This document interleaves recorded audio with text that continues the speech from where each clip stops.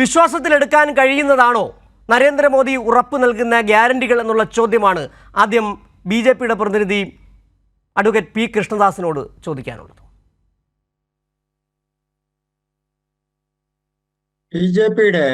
ബി.ജെ.പിയുടെ ഈ പ്രകടന പത്രിക കഴിഞ്ഞ 10 വർഷക്കാലത്തെ ബി.ജെ.പി ഗവൺമെന്റിന്റെ ശ്രീ നരേന്ദ്രമോദിയുടെ നേതൃത്വത്തിലുള്ള ഗവൺമെന്റിന്റെ വികസന പദ്ധതികൾ വിവരിക്കുന്നതും അതോടൊപ്പം തന്നെ കഴിഞ്ഞ 10 വർഷക്കാലം ഗവൺമെന്റ് നടപ്പാക്കിയതുമായിട്ടുള്ള പ്രധാനപ്പെട്ട എല്ലാ വിഷയങ്ങളും ഉൾക്കൊള്ളിച്ചുകൊണ്ടും ഇനി വരാൻ പോകുന്ന ഗവൺമെന്റ് ബി.ജെ.പിക്ക് ഭൂരിപക്ഷത്തോടു കൂടി ലഭിച്ചാൽ നടപ്പാക്കാൻ ഉദ്ദേശിക്കുന്ന പ്രധാനപ്പെട്ട വിഷയങ്ങളും ഉൾപ്പെടുത്തിക്കൊണ്ടാണ് ഏകദേശം 77-78 പേജുള്ള ഈ പ്രകടന പത്രിക പുറത്തിറക്കിയിട്ടുള്ളത്.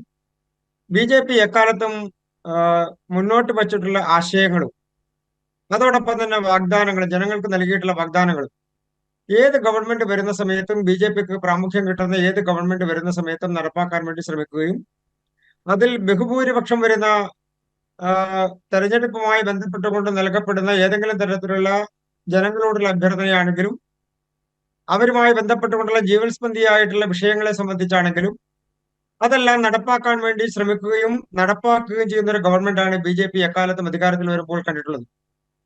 ഞങ്ങൾ മുന്നോട്ട് വെക്കുന്ന വിഷയങ്ങൾ അത് രാജ്യത്തിന്റെ ഐക്യത്തെ സംബന്ധിച്ചാണെങ്കിലും ഗ്രാമീണ വികസനത്തെ സംബന്ധിച്ചാണെങ്കിലും സ്ത്രീകളുടെ ഉന്നമനത്തെ സംബന്ധിച്ചാണെങ്കിലും യുവാക്കളുടെ വിഷയങ്ങളുമായി ബന്ധപ്പെട്ടുകൊണ്ടുള്ള കാര്യങ്ങളാണെങ്കിലും സാധാരണക്കാരുടെ ജീവിതത്തിന് നിലവാരം ഉയർത്തുന്നതിന് വേണ്ടി കൊണ്ടുവരുന്ന ക്ഷേമ പദ്ധതികളാണെങ്കിലും റോഡ് വികസനത്തിന്റെ കാര്യത്തിനാണെങ്കിലും ഇൻഫ്രാസ്ട്രക്ചർ വികസനത്തിന്റെ കാര്യത്തിനാണെങ്കിലും ഈ രാജ്യത്തിന്റെ യശസ് ലോകത്തിന് മുൻപിൽ ഉയർത്തി നിൽക്കാൻ കഴിയുന്ന തരത്തിൽ രാജ്യത്തിന്റെ സർവമാന മേഖലയിലുള്ള വികസനത്തെ സംബന്ധിച്ചും രാജ്യത്തിന് പുറത്ത് ജീവിക്കുന്ന നമ്മുടെ രാജ്യത്തെ ജനങ്ങളെ സംബന്ധിച്ചുമെല്ലാം മുന്നിൽ കണ്ടുകൊണ്ട് നടപ്പാക്കുന്ന വികസന പദ്ധതികളും അതോടൊപ്പം തന്നെ കൊണ്ടുവന്നിട്ടുള്ള പദ്ധതികളും അത് ജനങ്ങൾ 2014 ബി.ജെ.പിക്ക് അധികാരം നൽകുമ്പോൾ അന്ന് നടപ്പാക്കാൻ ശ്രമിച്ചത് ജനങ്ങൾ അംഗീകരിച്ചതിന്റെ ഫലമായിട്ടായിരുന്നു 2019 കൂടുതൽ വർദ്ധിതമായിട്ടുള്ള സീറ്റുകളുടെ എണ്ണത്തോടു കൂടി ബി.ജെ.പി അധികാരത്തിൽ വരാനുള്ള സാഹചര്യം ഉണ്ടായത്. ഇപ്പൊ ഈ തെരഞ്ഞെടുപ്പ് നടക്കുമ്പോൾ 2024 അത് കുറച്ചുകൂടി ജനങ്ങൾക്ക് അനുഭവഭേദ്യമായിരിക്കുന്നു എന്നുള്ളതാണ്. എല്ലാ മേഖലയിലുമുള്ള ആളുകളെ സംബന്ധിച്ച് ബി.ജെ.പി മുന്നോട്ട് വെക്കുന്ന വിഷയങ്ങൾ, ബി.ജെ.പി നടപ്പാക്കി കാണിച്ചിട്ടുള്ള പദ്ധതികൾ, ബി.ജെ.പിയുടെ ഗവൺമെന്റ് കൊണ്ടുവന്നിട്ടുള്ള ക്ഷേമ പദ്ധതികൾ, അത് കിസാൻ സമ്മാൻ പദ്ധതിയാണെങ്കിലും മുദ്രാ ലോണുകളുടെ കാര്യത്തിലാണെങ്കിലും സാധാരണക്കാർക്ക് അവരുടെ ജീവിത നിലവാരം ഉയർത്തുന്നതിന് വേണ്ടി കൊണ്ടുവന്നിട്ടുള്ള സർവമാന ക്ഷേമ പദ്ധതികളും അത് ജനങ്ങൾ അംഗീകരിക്കുന്നു എന്നുള്ളതിന്റെ ലക്ഷണങ്ങൾ രാജ്യത്തിന്റെ എല്ലാ മേഖലകളിലും കണ്ടുകൊണ്ടിരിക്കുന്നു. ബി.ജെ.പി കൂടുതൽ സീറ്റുകളോടുകൂടി, കഴിഞ്ഞ തവണ നേടിയതിനേക്കാൾ കൂടുതൽ സീറ്റുകളോടുകൂടി എന്ന് പറഞ്ഞാൽ എൻ.ഡി.എ സഖ്യം ഏകദേശം 400 കടക്കുന്ന തരത്തിൽ സീറ്റുകളോട് കൂടിയിട്ടുള്ള വലിയ ഭൂരിപക്ഷത്തോടുകൂടി. ശരി, ശ്രീ കൃഷ്ണദാസ്, താങ്കൾ പറഞ്ഞു കഴിഞ്ഞ 2014 മുതൽ നടത്തിയ ബി.ജെ.പി സർക്കാർ കൊണ്ടുവന്ന വികസന പ്രവർത്തനങ്ങൾ, ജനങ്ങളോട് പറഞ്ഞ കാര്യങ്ങൾ നടപ്പിലാക്കി അതിൻ്റെ തുടർച്ചയായി ആണ് 3ാം തവണയും തിരഞ്ഞെടുക്കാൻ പോകുന്നതാണ്. 2014 നരേന്ദ്രമോദി പറഞ്ഞത് പ്രതിവർഷം 2 കോടി തൊഴിലവസരങ്ങൾ സൃഷ്ടിക്കും. എവിടെ എന്നുള്ള ചോദ്യം ഇപ്പോൾ ഉയരുകയാണ്. നേരത്തെ നരേന്ദ്രമോദി പറഞ്ഞ വാക്കുകൾ നമ്മൾ കേട്ടതാണ്. 2014 ഗ്യാസിൻ്റെ വില 410 രൂപയായിരുന്നു. അത് ഇപ്പോൾ 1100-ലധികം, തെരഞ്ഞെടുപ്പിന് മുമ്പ് 100 രൂപ കുറയ്ക്കുകയും ചെയ്തു.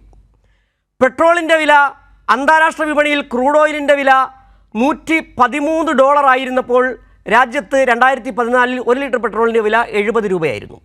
ഇപ്പോൾ അന്താരാഷ്ട്ര വിപണിയിൽ 83 രൂപയാണ്, $83 ഒരു ബാരൽ ക്രൂഡ് ഓയിലിൻ്റെ വില. പെട്രോൾ വില 106 രൂപ. അന്ന് മോദി പറഞ്ഞത്, ആ വോട്ട് ചെയ്യുന്നതിന് മുമ്പ് ഗ്യാസ് സിലിണ്ടറിനെ നമിച്ചു പോകണമെന്ന് പറഞ്ഞത് ഇപ്പോഴും താങ്കൾ പറയുന്നുണ്ടോ?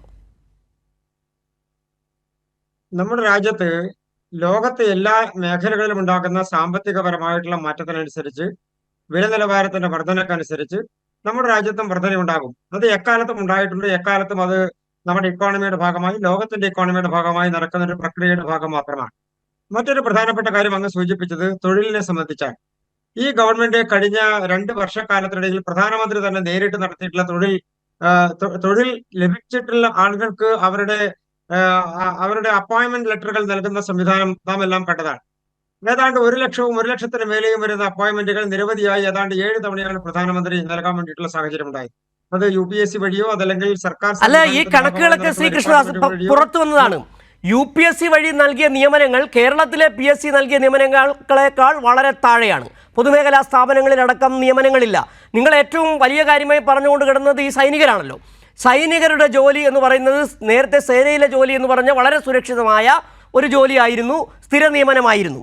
അതിപ്പോൾ നിങ്ങളെടുത്ത് കളഞ്ഞ അഗ്നിവീർ എന്നുകൊണ്ട് പറഞ്ഞുകൊണ്ടിരുന്ന ആ ജോലിയെ കോൺട്രാക്റ്റ് പരിപാടിയാക്കി മാറ്റുകയും ചെയ്തു. ഇതെല്ലാം നിങ്ങൾ എന്നിട്ട് വലിയ വീമ്പിളക്കുകയാണ് 1 ലക്ഷം ജോലി നൽകിയെന്നുള്ളത്. കണക്കുകളെടുത്ത് പരിശോധിച്ചാൽ മതി. എത്ര ഈ സർക്കാർ മേഖലയിലെ കേന്ദ്ര സർക്കാർ മേഖലയിൽ എത്ര തൊഴിലുകൾ വെട്ടിക്കുറച്ചു, എത്ര ജീവനക്കാരെ വെട്ടിക്കുറച്ചു, എത്ര പേർക്ക് നിയമനങ്ങൾ തട്ടി. ഇത് നമ്മൾ വെറുതെ ഇരുന്നൊരു ചർച്ചയിൽ ഇന്ന് പറഞ്ഞു പോകുന്നില്ല. ഈ കണക്കുകൾ പരിശോധിക്കപ്പെടേണ്ടതാണ്.